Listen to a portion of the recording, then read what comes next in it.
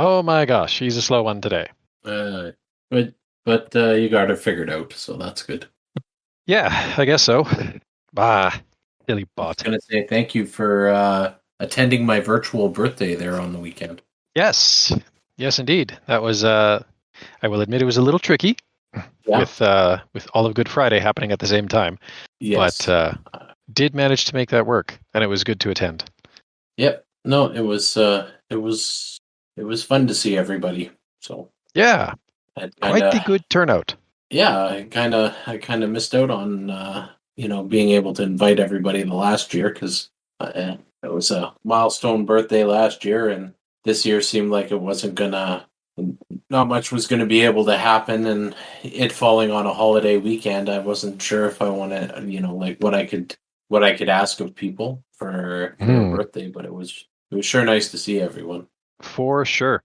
And I mean, hey, like it was it was a pretty darn good time. Yeah, I like I said, I enjoyed myself, so Definitely. Hang on, I'm just pulling up a couple of things here. Right. Alrighty. Well, let's intro and then we shall begin. That sounds like a plan.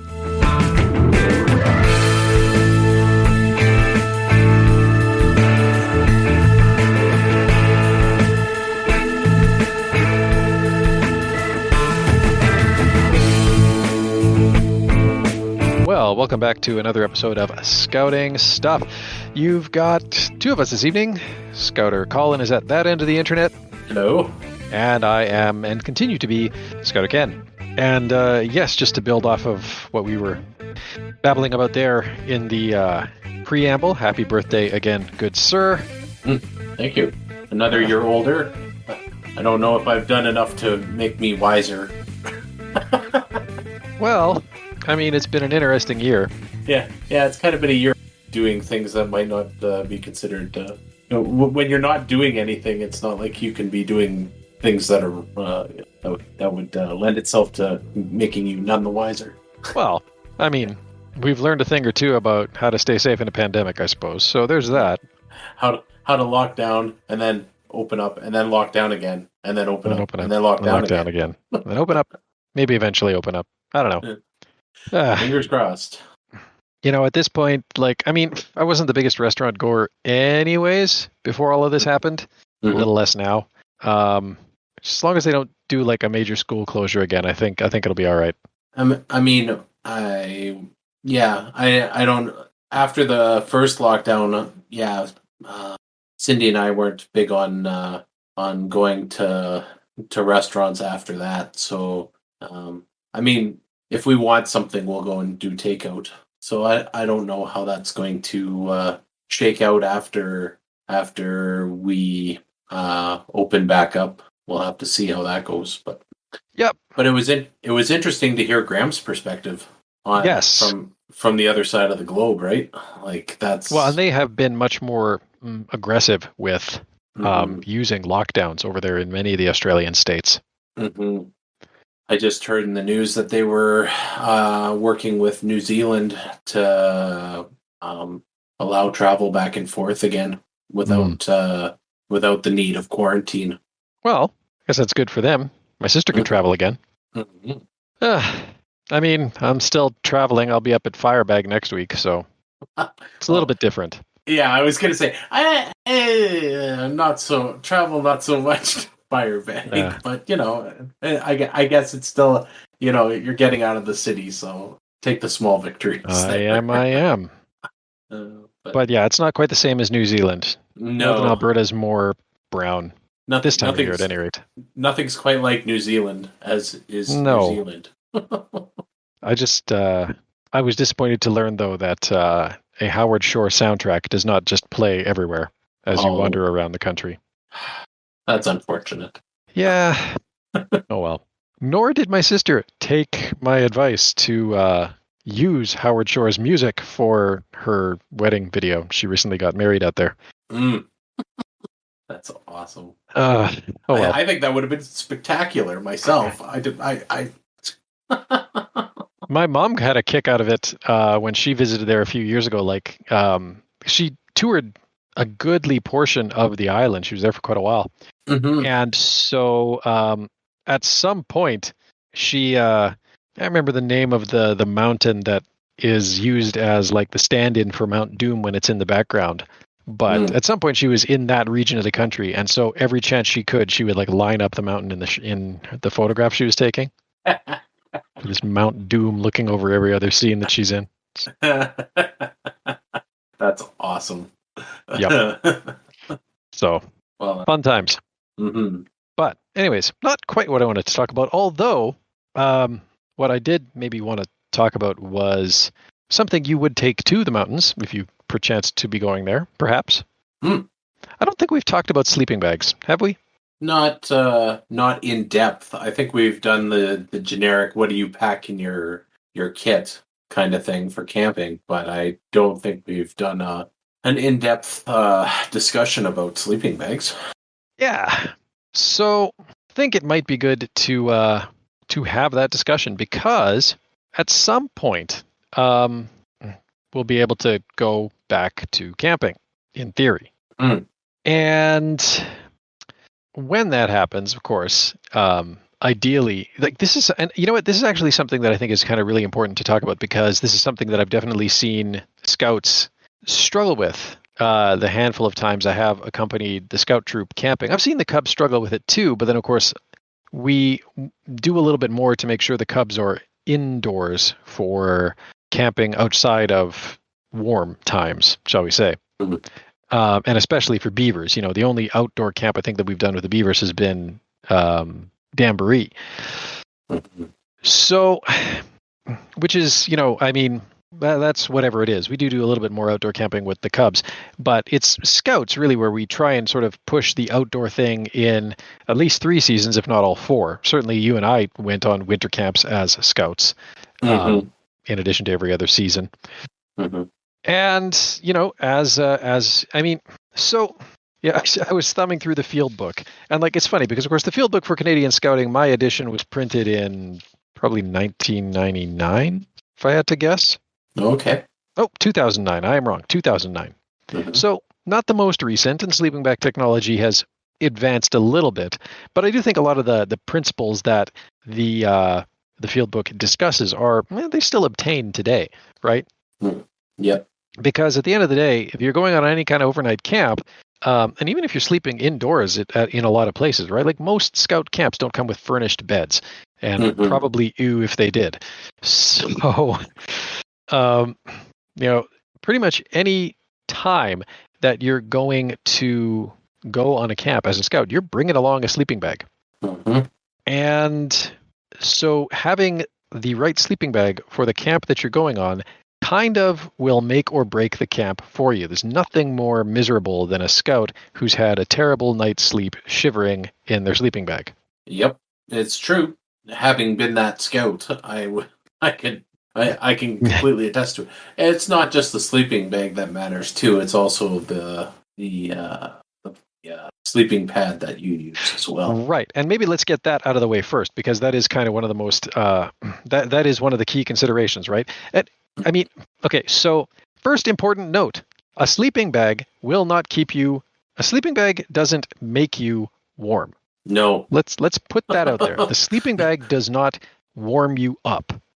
What the sleeping bag is supposed to do is capture the heat that your own body generates. So yeah, that's the first thing. First principle right there. Sleeping bag will not warm you up. Sleeping bag will just keep the warmth that your body generates close to you, ideally. That depends on if you're sleeping on an ice block or... Right. And so that's the next thing, right? What is heat? Heat is energy. How does energy work? Energy flows from an area of higher energy to an area of lower energy.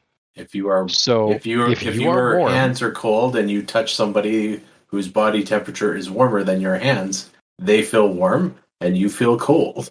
Exactly. They will think your hands are icy and you will think they are toasty.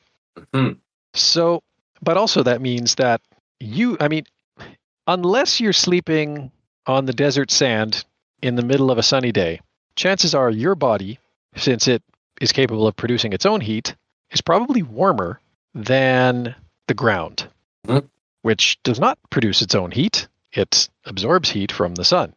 Now, granted, after a particularly sunny day, the right kind of ground will be warm for quite a while after sunset. But in general, the ground is colder than you, which means that if you lay on the ground will happily absorb all the heat that you produce, and you will feel cold. Which gets to what you were talking about, that all-important sleeping pad, also known as, well, it can be a foamy, it can be an air mattress. The point is, it's some kind of insulating material that goes between your sleeping bag and the ground. The experience I have on that is at 100+ 1 year, and that's fall. Like that's the weekend after Thanksgiving in Canada, and so the temperature is it's sub freezing at night, and possibly 15 or 16 degrees Celsius during the day. Hot enough where you could potentially run around in a t-shirt, but because it gets that cold, and I had forgotten a sleeping pad, so I ended up sleeping on the ground, and I did not. I will honestly say that I did not sleep at all. It was terribly uncomfortable, and I woke up shivering in a couple of instances because it was the ground had pulled away that much heat from me. Yep. And so I had to get up and move around and warm myself back up, and then crawl back into the sleeping bag. But it most certainly did not. It did not go well for me. No, it would not. And I mean, I've been in that situation too. I've also been in situations where I've been almost too toasty warm for the conditions. Then you wake up sweating, and that's not fun either. No. So it's kind of, generally speaking, and this is another point. So for those who are kind of new to the whole scouting thing, for those who've never really investigated sleeping bags to any great detail, here's another thing that you should know. So yeah, first principle is you want to put down a nice sleeping pad. And generally speaking, there's two kinds of sleeping pads that you're going to find common. There's air-filled ones, which can either be big, thick air mattresses, or can be, the thin little camping pads. And those offer pretty Thermarest. Thermarest, I think. Thermarest. It's kind of the classic brand, I think. Variations on a Thermarest, Yeah. I prefer these. I find them slightly more comfortable. I find that, the foam does not offer as much comfort. That said, I think foam is the better insulator. So choose wisely, right? Mm-hmm. But yeah, and that's the other kind that you'll typically find are, what we colloquially know as foamies, which are just a foam pad and both of these are designed to basically like roll up, and then you can put them on your backpack. But then you have the actual sleeping bag. And if you didn't already catch what I was getting at, sleeping bags, if you haven't actually investigated this, sleeping bags come with a variety of temperature ranges, right? So like just in front of me, I have the MEC. MEC used to stand for Mountain Equipment Co-op. Now they just call themselves MEC. It's a high-end outdoor equipment and outdoor wear store in Canada. If you're in the US, think of REI. And so just looking at the sleeping bags page in MEC, I'm seeing right across like the top row here, there's a sleeping bag rated for -1C, -1 Celsius. There's another one rated for -9. There's another one rated for +10. There's another one rated for -9. Here's a 0C. Here's a +5, -7. I saw a little further down, there was a -10. Yep. And somewhere on this list, there was like a -18. So what you can take away from that is that there's different sleeping bag types out there that are rated for different temperatures. And generally speaking, having just one sleeping bag is probably not going to do you well for camping in all 4 seasons. Because if you take a -18 rated bag out into +20 weather, that is also not going to be a good sleep. You're basically going to wind up sleeping on top of the bag for how warm you're going to be. Or like half in and half out of the bag, or some variation therein, right? Or you're just going to wake up in a sweat.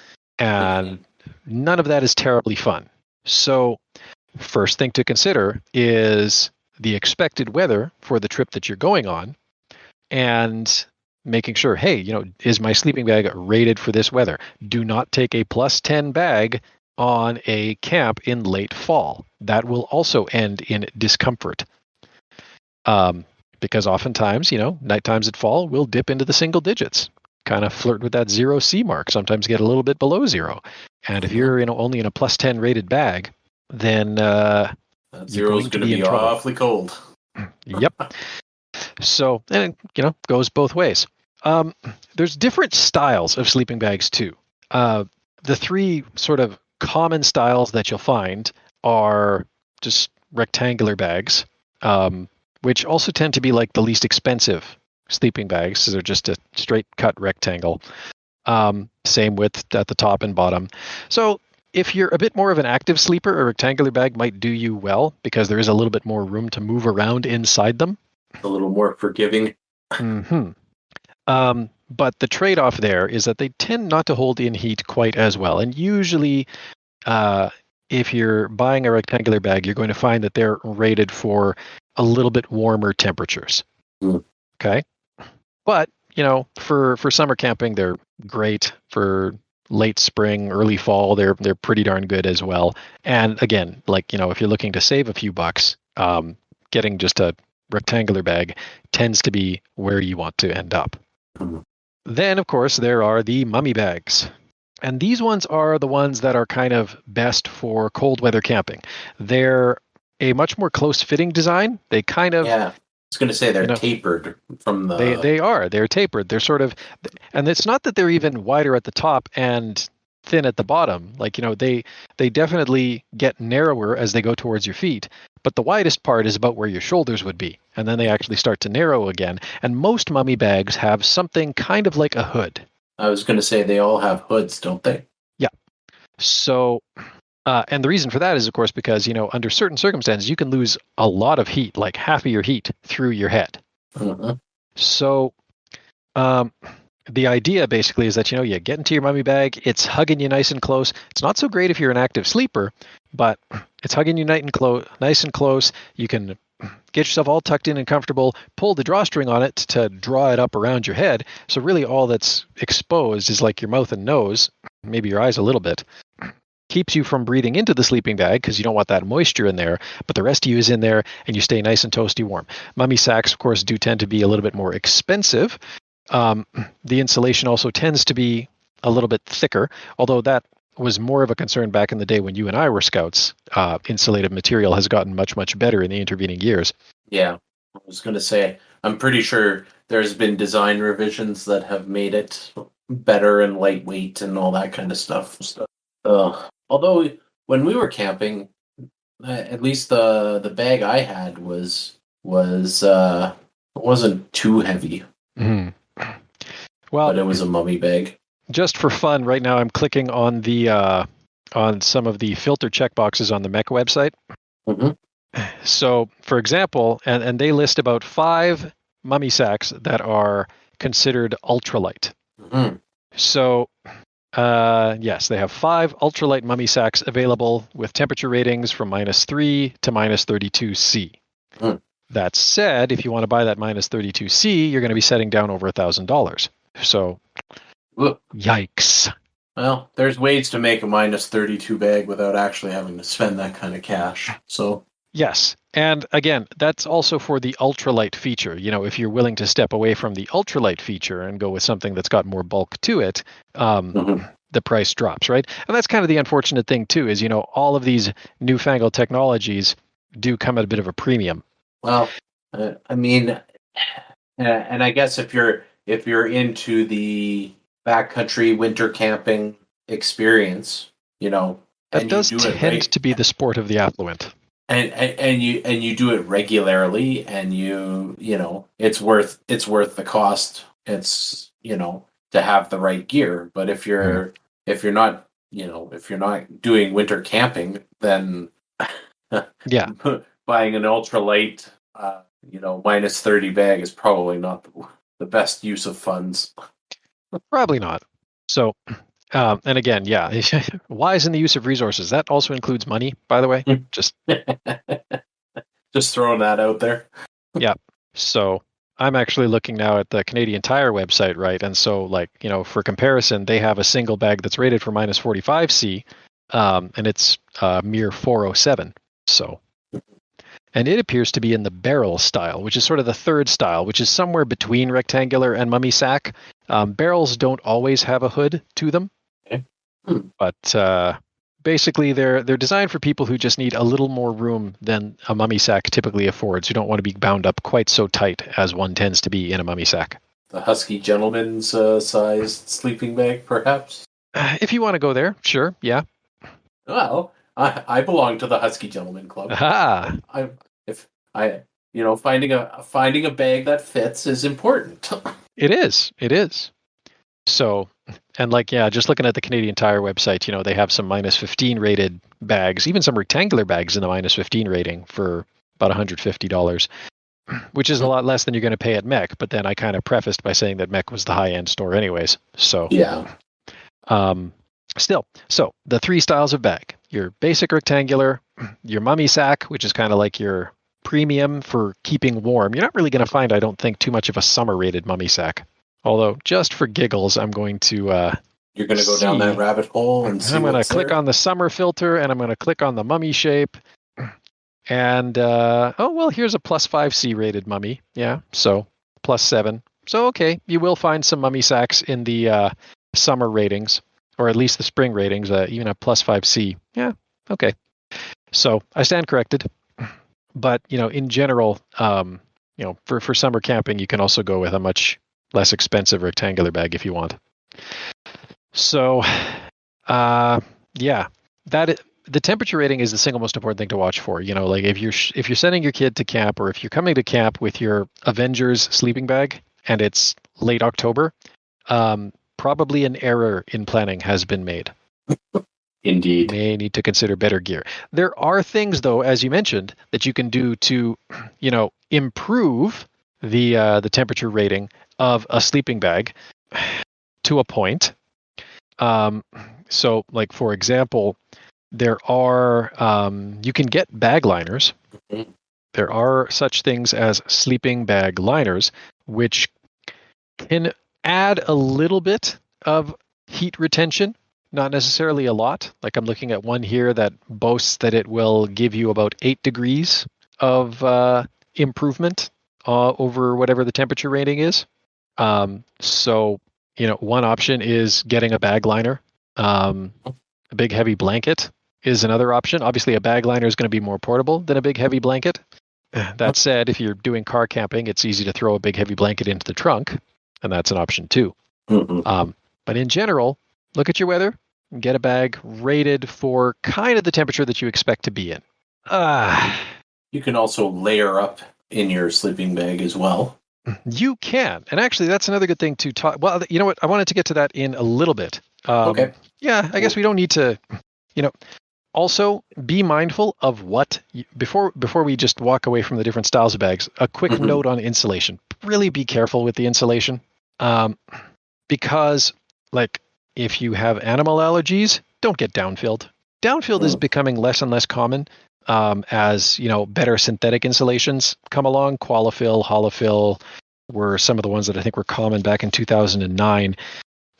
Thinsulite has been around forever. It's pretty awesome. Or at least it was in its day. Thermalite is, or no. Anyways, there's lots of different insulation types now, but make sure that whatever insulation you're getting is one that you are okay to be breathing near. If you're the kind of person who can't do feather pillows, don't do downfilled. Yes. Now, it's also worth noting, just taking a note to mention that within the design of sleeping bags, obviously sleeping bags will come with some kind of insulation, as we just discussed, and in most cases, if you look at a sleeping bag, you'll see these stitched lines going across it. Those are called baffles, by the way. And the idea is that those are sort of creating pockets that the insulation will ideally, that the insulation will stay in. Because, of course, you want You don't want the insulation to shift too much. You especially do not want to create gaps in your insulation, because of course then that's the weak point. That's the Achilles heel. That's the exhaust port right below the main port. That will be your weak spot, and that will be, I have actually slept in like old sleeping bags that have got little holes in the insulation, and you can feel it. If it's worn through enough, or if the insulation is shifted enough and there's enough of a gap there, you can actually feel it. It's this little cold spot in your otherwise warm bubble of sleeping bag, and it really You're sucks. rather toasty. Yeah, it's like I'm toasty everywhere but my knee. Yeah. And then it becomes annoying. You fixate on it. And then you can't get any sleep. Yeah. So yeah.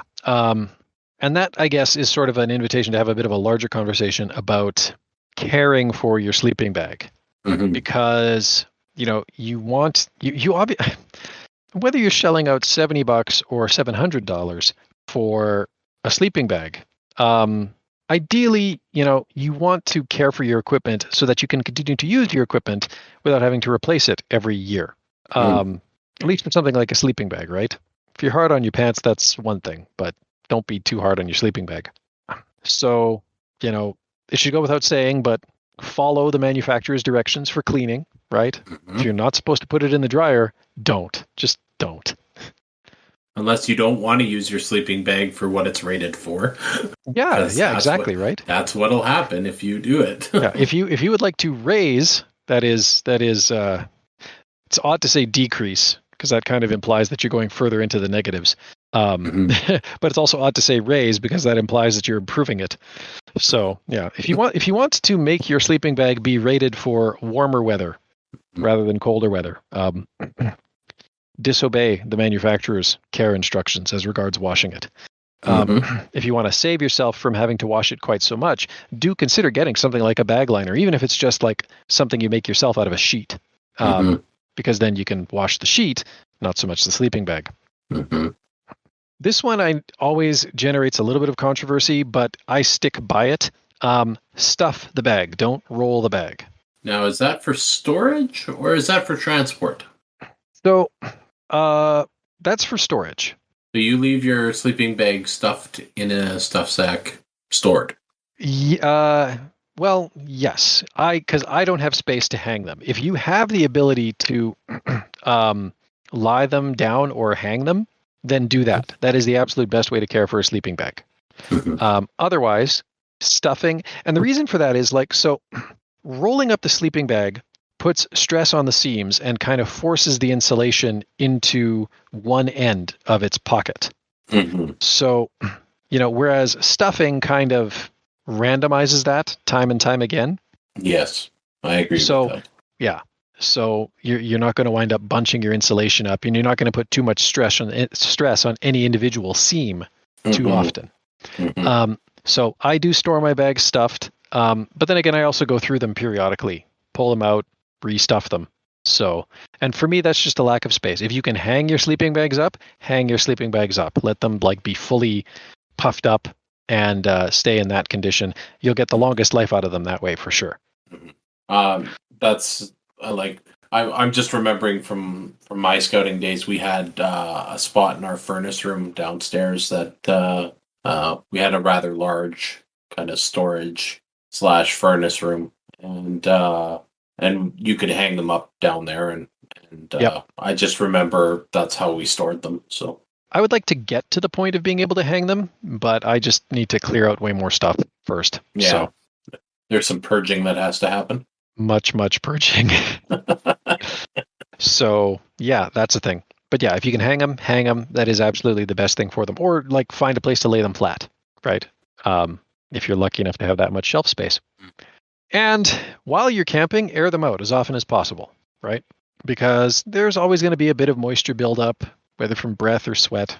So you want that to air out day after day. Dry out, Yep. So now, you had mentioned something important. Changing your clothes. Because it's a thing. It's a thing. And I mean, this is just, you change into sleepwear at home, probably. It's best to do that in a sleeping bag as well. or for a sleeping bag as well, because you get dirty during the day. Maybe you get splashed with water during the day, right? Especially if your socks have been in your boots all day, they're going to be sweaty. And I have small digress. Go on. I was just going to say, there is nothing like putting on, like, airing your feet out, letting them dry, putting on some fresh socks, and crawling into a sleeping bag. I don't know about the rest of you, but, like, for me, that's, and even at, like, minus 30, like a solid winter camp, you're out there, it's cold, you've put in a day, and you're like, okay, I'm gonna, because you have to get changed out of your clothes, and it's cold, and you're like, and then you put on those socks, and you crawl into the sleeping bag, zip it shut, and pull the drawstring up, and all of a sudden, it's like, within a minute or two, you're just like, oh, this is so nice. Yes, absolutely. I mean, dry socks in general are like, they are like living like a king when you're at camp. Like if you are at camp and you just need to feel like a king for 5 minutes, put on dry socks. Okay. It's just the change best your thing. Socks. Yeah. They don't even have to be soaking wet. Just change your socks. It's like, oh, so good. Yep. I that is one thing that my Cubs and my Beavers and my Scouts all know me for. I am the extra socks guy. If there's one thing I'll tell them to bring, I've said it on the podcast before. Bring extra socks. Just, I don't care. You're going on a camp tomorrow? Fine. How many socks do you have packed? Good. Add 2 more pairs. You'll thank me later. Yeah. Bring extra socks. It's just it'll improve any camp. But yeah, change out of your clothes before you get in your sleeping bag. You don't want to bring the dirt. You don't want to bring the sweat into the sleeping bag. You especially don't want to bring any kind of dampness into the sleeping bag, because that will be a channel for heat to exit your body. And it will also make your sleeping bag dirty.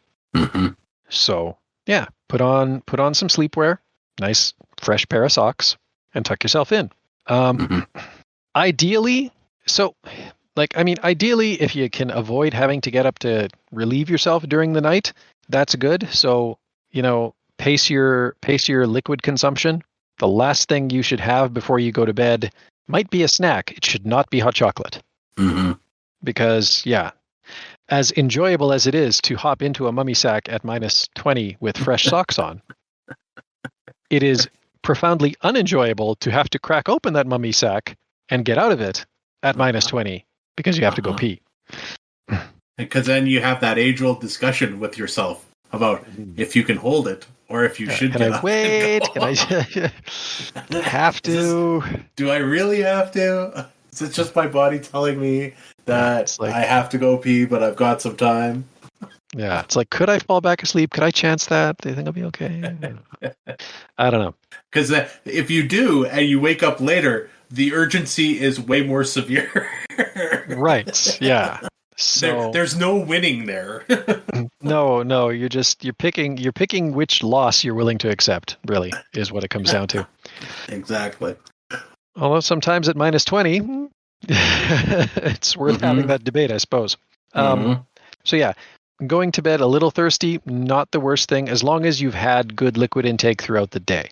Going to bed hungry, more of a bad idea, because of course it's that food that your body will use for energy to generate the heat that will keep you warm in the sleeping bag, because the sleeping bag ideally is trapping it around you.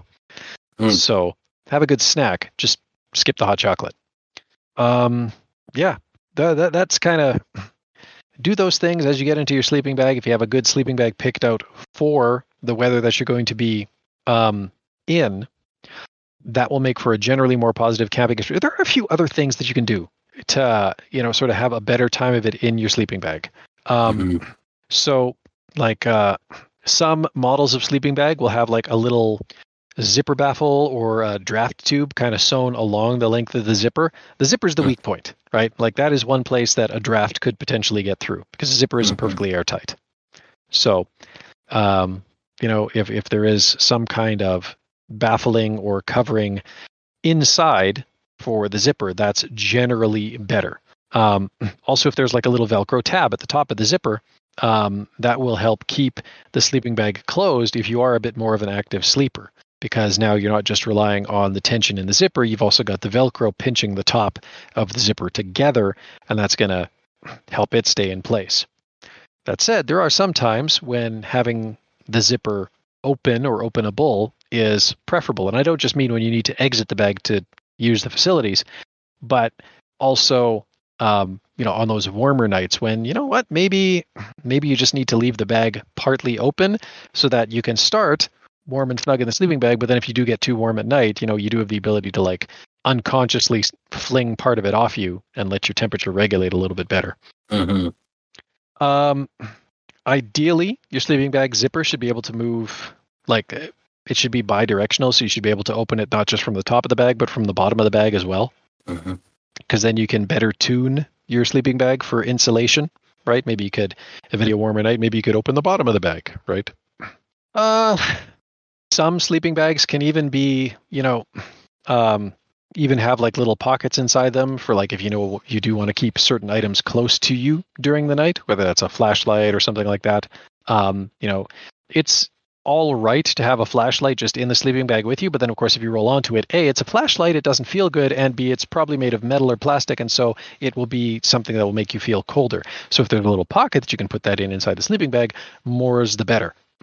And of course I do also recommend having a good pillow. I have for many, many years been in situations where I've had to use like a balled up pair of pants or a rolled up pair of pants or something as a pillow. I don't recommend that, but so if you can fit a pillow into your kit, by all means do that. It will make things better for you as well. Although that said, if you can't, roll up some clothes and that will do. Actually, keeping tomorrow's fresh clothes in the sleeping bag with you is also a nice treat to yourself. If you can manage it, right? If you have a really tight mummy sack, you might not have the option to do this. If you have a barrel or a rectangle, you might be able to get away with doing this. Keeping tomorrow's clothes in the sleeping bag with you will warm up tomorrow's clothes for you. So if you wake up on that cool fall morning or that frigid winter morning, at least you have some warm clothes to put on. And yeah, I guess the big thing is just, that's kind of, I think, about all I had on sleeping bags. I think the one that I want to come back to, though, is that temperature rating, because that's the thing I've seen so many youth get burned by is, really, really, really pay attention to the temperature rating for your sleeping bag and make sure that whatever adventure you're going on, you have a sleeping bag that is rated for what the expected temperature is going to be over the time that you're out there. Yes, you're sleeping in a tent. A tent is going to keep the wind off you and might buy you a degree or two of comfort, but that's about it. It's going to be the sleeping bag that defines how good of a sleep you have, and how good of a sleep you have is going to be how good of a camp you have. So make sure, even if you forget to bring extra socks, bring the right sleeping bag for the camp you're going on. Yeah. Well, and don't stress out about if it's the warm or like the one that's rated warmer instead of like, if you're going on a fall camp and you have a +10 sleeping bag, you can like we said, you can make adjustments to those sleeping bags to help change their rating. You can get a bag liner. You can get a blanket. Yep. But that is something it is something to consider. If you're going to do a lot of camping in a particular temperature zone, do invest the money in the right gear, because it'll make your experience that much better. Definitely. Generally speaking, if you have like 1+ temp rated bag, you might want 1- temp rated bag, and it could even be something like a -10 even, right? You might not go on a winter camp at -25 with a -10 bag, but that's your fall and early spring bag, and then you can have your 10-degree bag for late spring and summer. So there you go. Sleeping bags. All right. Well, I have a few other bits of news. Do share with the group. So yes. All right. One thing. Which one to start with? Okay. So now, Podpage, the service that we use for the Scouting Stuff podcast website, just added a new page called follow. So if you go to scoutingstuffpodcast.com/follow, this is like the directory of where to find us on a whole bunch of different podcast services. You can find our RSS feed link there and all of our social media links. Just everything in one page. So scoutingstuffpodcast.com/follow. It's a new thing, just went live on the website a bit ago. I should probably add a link somewhere on the page, and I will, but that is one to hit up because it's like all of our stuff, everywhere to find us in one convenient dashboard. Big fan of that. Another thing, I don't know if this is something that we're going to be using, but I'm sure some of our listeners have heard of Clubhouse. If you haven't heard of Clubhouse, Clubhouse is like a new social media phenomenon. Essentially, it's basically a chat room, for lack of a better way of putting it, except audio, not text, right? So it's kind of like what you and I are doing right now. But Clubhouse adds an additional layer, which is that there's a bit of moderation. So you can kind of have your primary speakers, and then you can have the audience, and whoever's running the discussion can, audience members can raise their hand. You can move them up to be speakers. They can ask their question. You can move them back down to the audience again, right? So it's kind of more a discussion between some principal people with an audience that can participate in the discussion. Neat. It's all audio. Clubhouse is currently only available for iOS. I don't know when they have plans to expand to Android, but it also doesn't matter now because Discord, which we're using right now to record this episode, just introduced a Clubhouse-like feature called Stage Channels. So I've actually converted on our server. We have two voice channels on the Discord server, on the Scouting Stuff Discord server. One is recordings, which we're using right now to record this episode, but the other one is Campfire, and I just converted that to a stage channel. I don't know if we're going to wind up using that, but it is a feature, and I'm definitely open to suggestions from the community, right? Like if you're thinking like, hey, it would be really cool to have sort of a scheduled community discussion about this, then you know what? Ping me, and I would be happy to have a discussion about setting that up and maybe running that. Because it's like I say, I'm not sure we're going to use it, but if we do wind up using it, then great. I am actually on Clubhouse as well. I did manage to score an invite, but I haven't figured out if I'm going to wind up using that for anything Scouting Stuff related. And obviously, because it's iOS only, I can't invite you because you are an Android user right now. That is correct. So I might try and angle for a Twitter Spaces. That's another example of this social media phenomenon. I might try and angle for a Twitter Spaces invite if I can get one. But then again, maybe I don't need to because we already have the setup that we need on Discord. And the other thing that I discovered recently was a thing called Shuffle. And of course, Shuffle is many, many things, and it has many, many meetings. But in this case, it's an app.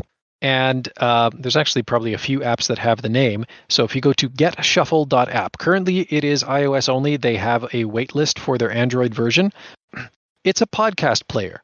But the thing that it adds is that for each podcast episode, it basically creates a community chat room, text chat. So if you grab the app, and you can go to getshuffle.app to find it. You grab the app, and you can listen to our episodes in the app. And then as you're listening to the episodes, you can and the nice thing is it's all time-stamped, right? So, you're seeing, as the episode progresses, if we say something you like or don't like, then you can just tap a little message out right into it, and everybody else who is listening to that episode and participating with that episode will be able to see that. So it's kind of basically it turns each episode into its own community open chat room. So kind of a neat concept. No, that sounds pretty cool. So I've got that installed. If anybody does start using it, I will definitely take notice. Obviously, I'm not going to start doing it myself on our own apps because that seems oddly self-serving. But if conversations do start emerging around our episodes, cool, right? We'll see what happens. Yes. And beyond that, did I have anything else? Oh, yeah, that's right. I had on the I posted a couple of different things. I mean, obviously, our last episode was about cooking over embers, and I posted about that. Obviously, that link went up on the Facebook page. But before that, I actually posted a couple of photos of the ember cooking that Ella's scout troop did. And a couple of people commented, actually. Scouter Sarah commented, "Ooh, looks yummy." And then Scouter Chris commented that his group had done that last weekend at the time. Nice. So, yeah, definitely a good thing. Oh, yeah, and that was the other thing that I just reminded myself of. I got to brag on my daughter a little bit because her scout truck dominated in the group races. Humble brag? No, this is just outright brag. This is an outright brag? Okay. Well, yeah, it's an outright brag. She did really, really well. So it's funny because, there has not been significant uptake for the Scout Express trucks amongst the 59th Scouts for years. I know this because every year since I've been doing beaver buggies, I have contacted whoever the scout leaders have been for that year and said, "Hey, do you want to do scout trucks? Because we're doing beaver buggies and the Cubs are doing Cub cars. And, we'll bring the track out and you can race." Nah, it's fine. You know what it took to get them to do it? A pandemic. That's what it took. Because last year, Ella's first year in Scouts, she and her one friend, she and one of her friends in the troop, her good friend from Cubs, they were the first two Scouts in the 59th to do Scout Express trucks in quite some time. And they went to Beaver Hills, and that was great. I guess it would have been 2 years ago now. Jeez, third year. No, it was last year. The Beaver Hills Rally was just before lockdown. That's right. So, they did the race, just the two of them last year. They had fun with that. And then this year, there were about 10 Scouts between the two troops that stepped up to race. And so, yeah, Ella came in first overall in the racing. It was pretty fun to watch. There were a couple of trucks that couldn't quite make it to the finish line, and there were the third place race was where the action was, because they ran the race 4 times. And each time, you know how our track has that finish line, right, with the digital display? And the digital display will take you all the way down to milliseconds. No, it goes to, it's milliseconds. The third place races, they ran them 4 times. Technically, one or the other truck came in first versus second, but the time difference between them was 0 milliseconds. Oh, wow. So they ran the race 4 times, and it was a sub-millisecond difference each time. So we had a third place tie. Wow. And then first and second place went to Ella, took first place, and then one of the Green Troop Scouts took second place. But yes, her truck just cleaned up on the track. And Nice. Didn't really wobble, which is nice when you have nearly a kilogram of scout truck rumbling down the Cub car track. So fun times. I was happy to see that result. All right. Moment right there. Yeah. And the thing is, I didn't really do that much for her. I showed her some of the techniques for polishing the axles and making sure that she had cut her wheel wells with enough space to actually have the tires spinning rather than rubbing against the wood. But she handled most of the construction herself, right? I was just kind of on hand when there was a power tool needed. And even then, less so, because she briefly had the opportunity to do shop class at the start of the school year before they rearranged things to limit movement between classes. Oh, okay. So, yeah, it was largely her creation, and it kicked butt. Nice. I know. I was happy. Well, so shout outs to Scouters Sarah and Scouter Chris. You got anything? No shout outs for me today. Okay. Well, of course, as always. No shout outs from me today. There, yes. Yes. It's an important distinction. Yes. I could shout out myself. Good job. Yes. Scouter Colin. Good job, you. Good job, you. Good job. All right. So, yeah. Well, as always, a big thank you to the folks at Scouting Radio for rebroadcasting our episodes to their worldwide scouting audience. Obviously, if you're listening to us on Scouting Radio right now, well, thank you. Thank you for listening to us. If you are so inclined, please do consider subscribing to the podcast. Like I say, go to scoutingstuffpodcast.com/follow and you can find every which where you can subscribe to us at. But also do consider just sending us a little feedback. Be nice to hear from you one way or another. Now that you know where to go to get all of our social media deets, there's no reason why you shouldn't contact us. Exactly. And I can stop asking the question of how does one get in contact with it? That is true. I mean, these days you can just go to scoutingstuffpodcast.com/contact. But if you want to email me directly, scoutingstuffpodcast@gmail.com or outlook.com. Not really picky about which one of those you use. Of course, we do still have the voice messages. You can leave us voice messages on the page. By all means, do that. Just scoutingstuffpodcast.com and look to the lower right. You'll see the blue microphone button. Click that. It's good times. Twitter, Facebook, Instagram, Discord. You can find us on all of those. Those are on the follow page. And if you go to scoutingstuffpodcast.com/reviews, you can read some of the reviews that people have left for us. And it's been a while since we've had one. So by all means, feel free to leave us a review. If you want, you can actually, there's a button right on that page where you can leave a review right on the website. And if you scroll down on the review, on the submit a review page, you can also find links to Podchaser and Apple Podcasts.